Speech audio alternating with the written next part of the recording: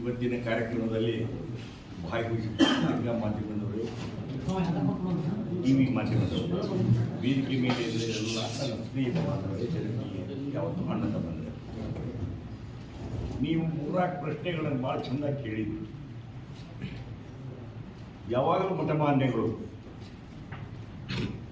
ರಾಜಕೀಯ ಪ್ರವೇಶ ಇಲ್ಲ ನಮ್ಮ ಕರ್ನಾಟಕ ರಾಜ್ಯದೊಳಗೆ, ಬೇರೆ ರಾಜ್ಯದೊಳಗಿರ್ಬೋದು, ನಮ್ಮ ರಾಜ್ಯದೊಳಗೆ ಯಾವ ಮಠಮಾನ್ಯರು ಇದ್ದರೂ ಧರ್ಮ ಪ್ರಚಾರಕ್ಕೆ ಮಾಡಬೇಕು, ಧರ್ಮ ಸಭೆಗೆ ಉಳಿಬೇಕಲ್ಲ ಹೊರತು ರಾಜಕೀಯ ಪ್ರವೇಶ ನಮ್ಮಲ್ಲಿ ನಮ್ಮ ಮಠಮಾನ್ಯರು ನಿಷಿದ್ಧ. ಯಾವಾಗಲೂ ಧರ್ಮದ ಪ್ರಚಾರ ಮಾಡ್ಕೊತ ಹೋಗ್ಬೇಕಲ್ಲ ಹೊರತು ಒಂದು ಜಾತಿ ಧರ್ಮದ ವಿಚಾರ ಅಲ್ಲ. ಎರಡನೇದು, ಲಿಂಗಾಯತ ಸ್ವಾಮಿಗಳು ಒಂದು ಮಾತು ಹೇಳಿದರು, ಇಡೀ ಭಾರತ ದೇಶದೊಳಗೆ 5% ಅದಾರ, 5% ಇದ್ದವರು ಇವರು ನಮ್ಮನ್ನು ಆಳ್ತಾರ ಅಂತ ಹೇಳಿದರು.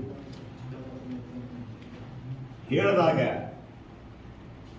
ಫಕೀರಸ್ವಾಮಿ ಮಠ, ಭಾವೈಕ್ಯತೆ ಮಠ, ನೀವು 5% ಇರಲಿ 10% ಇರಲಿ, ಆ ಮಾತನ್ನು ಮಾರು ಬ್ರಾಹ್ಮಣ 5% ಇರಲಿ 10% ಇರಲಿ, ಭಾವೈಕ್ಯತೆ ಮಠ ಯಾಕಂತ ಅನುಮಾನ ಹಂಗೆ ಅನ್ನಂಗಿದ್ರ ತ್ಯಾಗ ಮಾಡಿ ಕ್ಯಾವಿ ಅರಿವಿ ಹಾಕೊಳ್ಳೋದು ಬಿಟ್ಟು ಬೇರೆ ಅರಿವಿ ಹಾಕ್ಕೊಂಡು ಇಲೆಕ್ಷನ್ ನಿಂತ್ಕೊಳ್ಳಿ, ಆಲ್ ರೈಟ್ ನೋಡೋಣ. ಅದಕ್ಕೆ ಹೊಡೆದ ಪ್ರಭುಗಳು ಇವರಲ್ಲ, ಯಾರು ಪ್ರಭುಗಳಲ್ಲ, ಬ್ಯಾಂಗ್ನವರು ನೀನು ನಿಂತ್ಕೊಂಡಲ್ಲ, ಓಡಾಡ ಪ್ರಭುದವರು ಏನು ಹುಟ್ಟಿರ್ತಿದ್ದು ಇದು ಮಾಡ್ಕೊಳ್ತಾರೆ, ಅದು ನಿರ್ಣಯ. ಇವರು ಅವ್ರು ಹೇಳಿದ್ರು ನಿಂತ್ಕೊಂತೀನಿ, ನಾ ಇವ್ರು ಹೇಳಿ ನಿಂತ್ಕೊಂತೀನಿ, ಅಲ್ಲ ಇದು ಓಡದಾರ ಪ್ರಭುಗಳು ಬರಲಿ. ಇವ್ರು ಯಾಕೆ ಕಾಲು ಮುಗಿ ತುಂಬ್ಕೊಂತ ಸ್ವಾಮಿಗಳಿಗೆ ಕಾಲು ಮುಗಿತಾರಲ್ಲ, ಇವ್ರು ಕಾಲು ಮುಗಿ ಯಾಕೆ ಬರಲಿ? ಅವಾಗ ನಿರ್ಣಯ ತಗೊಳ್ಳೋ ಪ್ರಭುಗಳು ಅವ್ರು ತೊಗೊಳ್ತಾರೆ, ಆವಾಗ ನಿರ್ಣಯ ಮಾಡೋಣ. ಈಗ ನಿರ್ಣಯ ಮಾಡೋದಲ್ಲ. ಆ ಬಳಿಕ ಈ ನಾವೆಲ್ಲರೂ ಹಿರಿಯರು ಫಕೀರಸ್ವಾಮಿ ಇಲ್ಲಿ ಹಿರಟ್ಟಿ ಮಠದವರು ಎಲ್ಲರೂ ನಾವು ಸೇರಿ ಇವ್ರು ಮಾಡಬೇಕಾದ್ರೆ ನಮ್ಮ ಉದ್ದೇಶ ಏನಿತ್ತು ಅಂದ್ರೆ, 2 ವರ್ಷದಿಂದ ಉದ್ದೇಶ ನಮ್ಮದಿತ್ತು ಅಂದರೆ 2 ದಿವಸ ರಾತ್ರಿ ಕಳೆದು ಬಾಲ್ಯವಿದ್ದಾಗ ಇವ್ರು ಕರ್ಕೊಂಡು ಬಂದ್ವಿ. ಎದಕ್ಕೆ ಕರ್ಕೊಂಡು ಬಂದ್ವಿ? ಅಲ್ಲಿ ಎಜುಕೇಷನ್ನು ಅದೊಂದು ಮತ್ತೊಂದು ಚೆಂದಾಗಿ ಮಾಡಿದ್ರು. ಇಲ್ಲೇ ಫಕೀರಸ್ವಾಮಿ ಮಠಕ್ಕೆ ಬಂದಾಗ ನಾವೇನು ಮಾಡಿದ್ವಿ, ಬೊಮ್ಮಾರಿ ಕಡೆಯಿಂದನೂ ಫೋಟೋ ಕೊಡಿಸಿದ್ವಿ, ಎಲ್ಲರೂ ಕೊಡಿಸಿದ್ವಿ.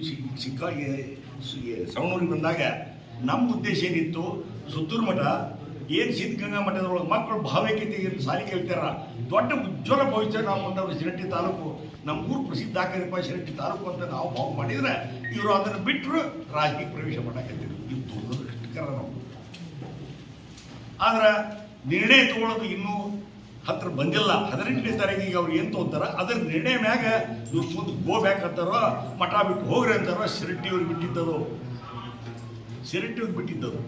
ಈಗ ನಾವು ಅದನ್ನು ಹೇಳೋದಲ್ಲ, ಯಾಕಂದ್ರೆ ಇನ್ನೂ ನಾಮಿನೇಷನ್ ಫೈಲ್ ಮಾಡಿಲ್ಲ. ಮುಂದೆ ಮತ್ತೆ ಯಾರು ಏನಾರ ಕ್ವಾರ್ಟರ್ ತಗೊಂಡ್ರೆ ನಾವು ಏನು ಮಾಡೋದು